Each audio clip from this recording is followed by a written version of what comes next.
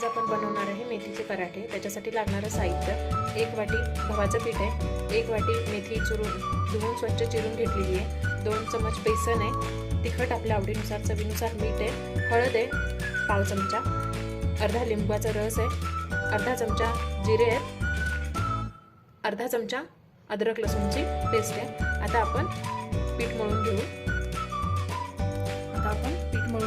त्याच्यासाठी आपण पहिला घेतलेलं आहे गव्हाचं पीठ, त्याच्यामध्ये आपण ही बारीक चिरून घेतलेली मेथी आहे,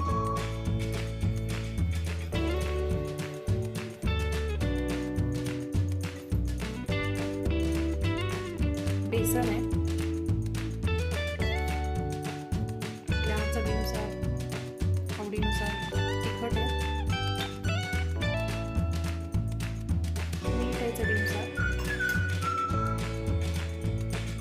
हळद,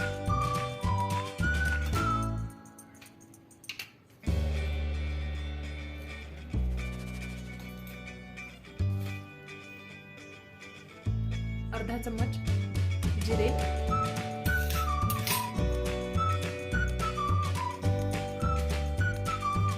अर्धा चमचा अद्रक लसूणची पेस्ट, त्यानंतर अर्धा लिंबू। याच्यानंतर आपण हे सगळं मिक्स करून घेणार आहे आणि त्याच्यामध्ये थोडं थोडं पाणी घालून मिक्स करणार आहे आणि पीठ घट्टसर असं मळून घ्यायचं आहे। पीठ जास्त घट्टही मळायचं नाही आहे आणि जास्त सैल पण मळायचं नाही, मळसूद असं मळून घ्यायचं आहे। त्याच्यामध्ये थोडं थोडं करून आपण पाणी घालणार आहे।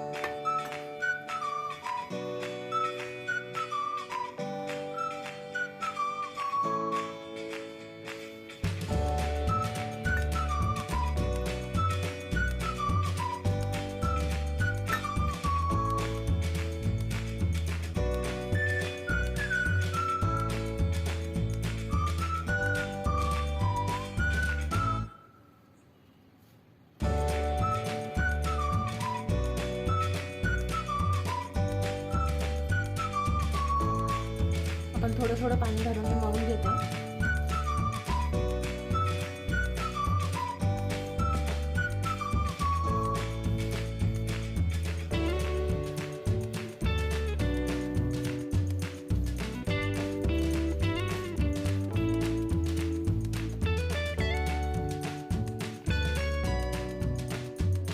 आता आपण आपलं हे पीठ मळून घेतलंय, याला थोडंसं आता आपण तेल लावायचं आणि 10 ते 15 मिनिटं याला भिजत ठेवायचं आणि त्याच्यानंतर आपण याचे पराठे बनवणार आहे।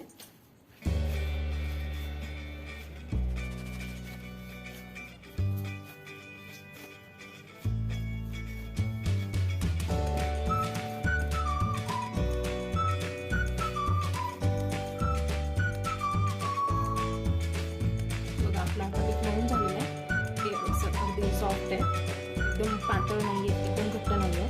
आता हे थोडं 15-20 मिनिटं रेस्ट करायला ठेवून द्यायचं आणि त्याच्यानंतर आपण पराठे बनवणार। आता हे आपलं पीठ मळून तयार आहे। आता हे आपण 15 ते 20 मिनिटं झाकून ठेवायचं।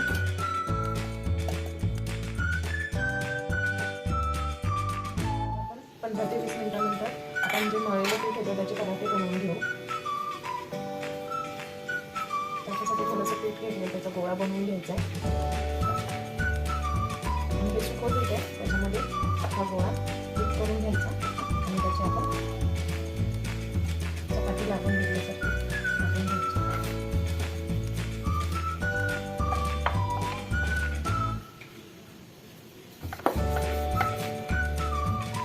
याच्यामध्ये आपल्या नॉर्मल चपातीला करतो तसं फोल्ड करून घेणार आहे, थोडं मध्ये सेंटरला तूप लावलं,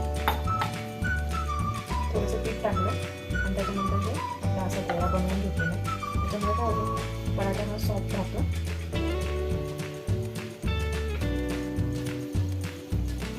आणि आकारही त्याचा चांगला आहे।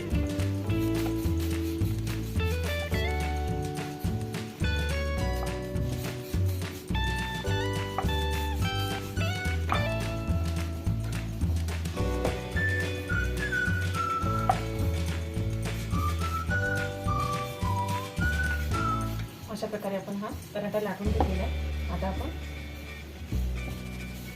भाजून घेऊ.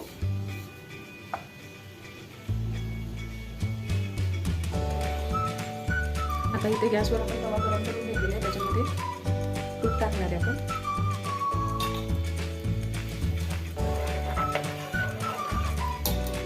आणि याच्यावर आपण बनवलेला पराठा आहे हा टाकणार आहे. जास्त हाय हीटवर नाही भाजायचं आहे, मीडियम टू लो हीटवरच भाजून घ्यायचं आहे चांगला. आता हा आपल्या एका साईडनं भाजलेला आहे पराठा, त्याच्यावर आपण थोडंसं तेल टाकू, तूप सोडू.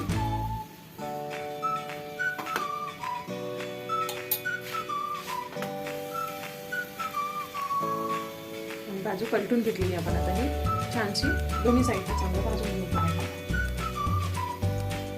अशा प्रकारे हा आपला पराठा तयार आहे. आपला पराठा खाण्यासाठी गरमागरम रेडी आहे. अशाच प्रकारे बाकीचे पराठे आपण बनवून घेणार आहोत. आता आपला पराठा रेडी आहे. आता आपण एका प्लेटमध्ये काढून घेऊ.